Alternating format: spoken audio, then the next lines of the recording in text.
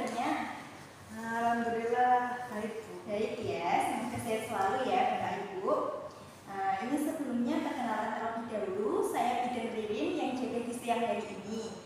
Ini dengan Bapak Ibu siapa ya? Namanya siapa? Saya Bu Mila, ini suami saya Hendra. Pak Hendra, Bu Mila dan Pak Hendra ya. Alamatnya mana?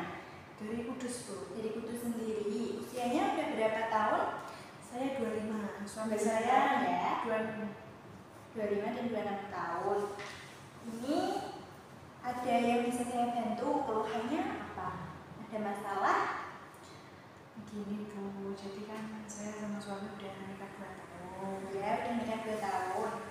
Saya kan kayak pengen banget punya omongan gitu, tapi Ya. kok belum dapat gitu loh Bu. Padahal ya saya udah berhubungan seksual tanpa alat kontrasepsi gitu. Ya, udah berhubungan seksual tanpa alat kontrasepsi selama 1 tahun 12 bulan ya? Iya. Udah, tapi masih belum hamil juga?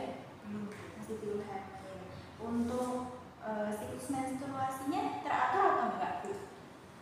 Kayak ada masalah gitu Bu. Enggak teratur? Iya, enggak teratur. Oh iya, baik. Kalau aktivitasnya sehari-hari, aktivitasnya berat atau ringan? Bekerja? Iya Bu, bekerja ya hampir full sehari Ya, hampir sehari bekerja ya, pasti berat banget ya aktivitasnya. Untuk pola hidupnya sehat, makanan bergizi dimakan? karena emang saya sama suami kerja berat, jadi emang nggak bisa masak Bu. Jadi Sering jajan di luar gitu. Jajannya apa biasanya? Biasanya seafood, makanan Makanan-makanan cepat yang saji gitu Bu, Ya. junk food gitu. Berarti kurang sehat ya itu makanannya ya. Kalau dari bapaknya sendiri, ada keluhan lain? Kalau saya ya rasanya akhir-akhir ini kayak udah lelah gitu Bu, capek gitu rasanya. Terus kayak apa ya, biasanya rambutnya tuh kayak serong juga gitu Bu, itu kenapa? Baik, kalau dari keluhan-keluhan yang Bapak Ibu alami ini, sepertinya ini termasuk dalam masalah infertilitas atau kemaluan. Nah, sebelumnya sudah mengetahui apa itu infertilitas? Belum tahu ya, saya coba jelaskan sambil disimak. Infertilitas sendiri merupakan suatu keadaan di mana pasangan suami istri yang sudah menikah ini tidak mampu menghasilkan hasil konsepsinya untuk memperoleh anak meskipun sudah melakukan hubungan seksual selama kurang lebih 12 bulan, padahal mereka melakukan hubungannya tanpa alat kontrasepsi atau tanpa pelindung. Jadi untuk penyebabnya bisa dari bapaknya, bisa dari ibunya, semua bisa menyebabkan terjadinya infertilitas. Seperti misalnya kalau dari ibunya ini ada masalah gangguan organ reproduksi seperti infeksi vagina, terus kelainan pada serviks, kelainan pada rahimnya, terus ada kelainan pada vulvanya, terus itu yang menyebabkan siklus menstruasinya sehingga tidak teratur, sehingga sulit sekali untuk menghasilkan hasil konsepsi. Kalau dari bapaknya sendiri bisa disebabkan karena abnormalitas spermanya, bisa dari morfologi atau morbiditasnya, terus abnormalitas ejakulasinya, terus abnormalitas ereksi, dan abnormalitas cairan semennya. Untuk faktor penyebabnya itu tadi, bisa dari bapak, bisa dari ibu. Nah, ada juga faktor risiko yang meningkatkan terjadinya infertilitas. Jadi sudah ada penyebabnya, juga ada faktor risiko yang bisa meningkatkan, seperti misalnya konsumsi alkohol. Ini bapak ibu ada salah satu yang mengkonsumsi alkohol? Enggak saya Bu. Ya. Merokok? Enggak sih Bu. Kadang merokok dia Bu. Oh iya, kadang merokok ya. Sekarang juga. Tapi pernah jadi perokok aktif ya? Jadi dulu pernah, sekarang Ya. enggak. Terus ada obesitas juga, ada stres juga, ada olahraga berat, obat-obatan juga, pekerjaan yang berat juga. Tadi sudah Ibu jelaskan ya, pekerjaan yang berat, lelah, itu faktor resiko yang bisa meningkatkan fertilitas terjadi. Selanjutnya ada pencegahan. Pasti bertanya-tanya ya, bisa dicegah atau enggak ini infertilitas gitu. Pencegahannya sendiri ada pengobatan infeksi di organ, misalnya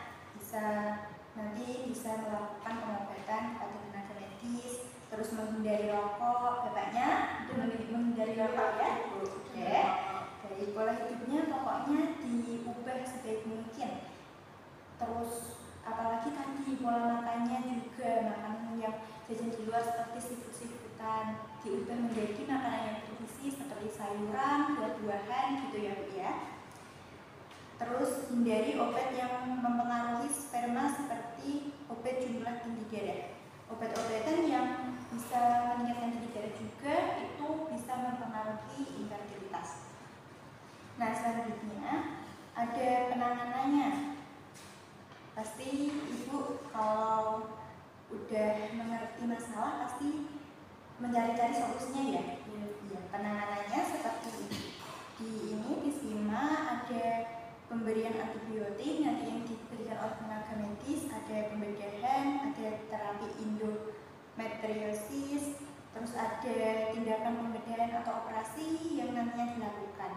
Nah, jadi sebelum melakukan penanganan diketahui dulu penyebabnya. Nanti Bapak Ibu bisa langsung periksa ke rumah sakit, nanti diketahui penyebabnya. Biar nantinya tahu dari siapa atau dari mana penyebab itu terjadi dan kenapa bisa terjadi gitu ya. Nanti bisa langsung periksa. Untuk melakukan pemeriksaan terlebih dahulu di RS nanti yang diperiksa ada beberapa pemeriksaan seperti kalau di perempuannya ini nanti pemeriksaan ginekologi, terus pemeriksaan USG juga, nanti seperti apa rahimnya juga diperiksa, terus pemeriksaan darah juga atau badan berminyak. Kalau yang dari bapaknya nanti bisa diperiksa kualitas darahnya. Nah begitu nanti hasilnya bisa diketahui atau memang terjadi kemandulan atau enggak.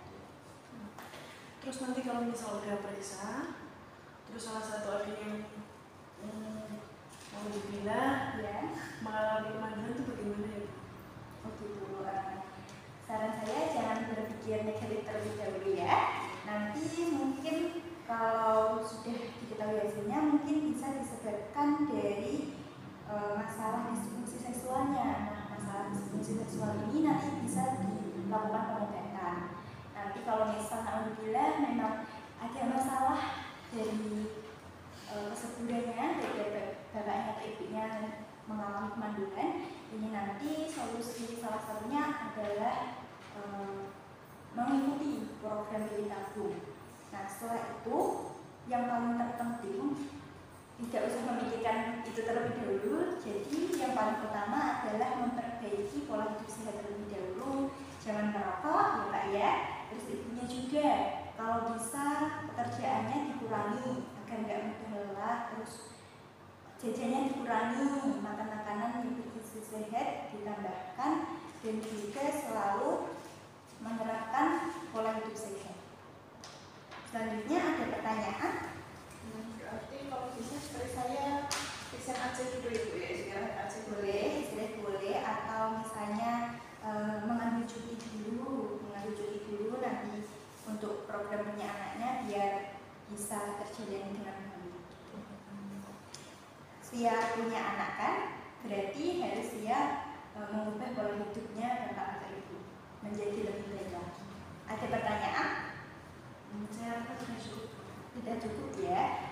Mungkin untuk memastikan Bapak Ibu paham, saya akan mengajukan satu pertanyaan. Tadi apa yang perlu diubah agar tidak terjadi infertilitas atau agar lebih mudah memiliki punya anak? Tadi untuk ibu kan bilang untuk lebih menjaga pola hidup sehat itu, jangan terlalu lelah, kerjanya dikurangi, juga untuk makannya lebih baik jangan makan yang cepat saji dan lebih sehat, lebih bergizi gitu ya. Iya, 100 untuk ibunya. Bapaknya udah mengerti ya. Baik. Kalau gitu tetap semangat, jangan putus asa. Insya Allah dengan usaha dan doa nanti memiliki hasil yang baik. Ada pertanyaan lagi? cukup. Tidak cukup. Baik, mungkin itu yang bisa saya sampaikan. Nanti dari sini langsung diperiksa dulu aja. Ya, semoga hasilnya terbaik. Tidak ada masalah apapun. Ya, terima kasih ya Bu. Kalau begitu saya izin untuk pamit dulu. Baik, ini mungkin bisa dijawab, nggak apa-apa. Nanti bisa dibaca-baca lagi. Terima kasih kasih Bu. Semoga semuanya baik-baik aja ya. Assalamualaikum. Jadi izin dan waalaikumsalam.